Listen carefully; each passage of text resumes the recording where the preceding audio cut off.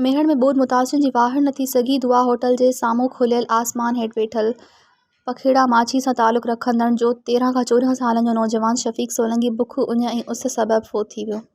वारसनि में कोहराम अची वियो। माउ पीउ खे बेहोशी जा दौरा।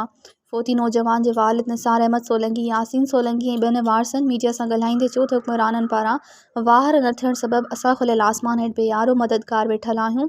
बुख उञ विघे असांजो नौजवान फ़ौत थियो आहे, जंहिं ते मुख़्तियारकार हिकु तॾे ऐं $1000 मोकिलियो आहे।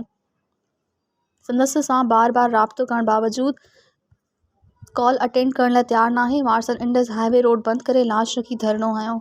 मज़ीद ख़बरनि ऐं तफ़सीलात लाइ विज़िट कयो असांजी वेबसाइट www.awamiNewsHD.com ऐं ॾिसंदा रहो अवामी न्यूज़ HD।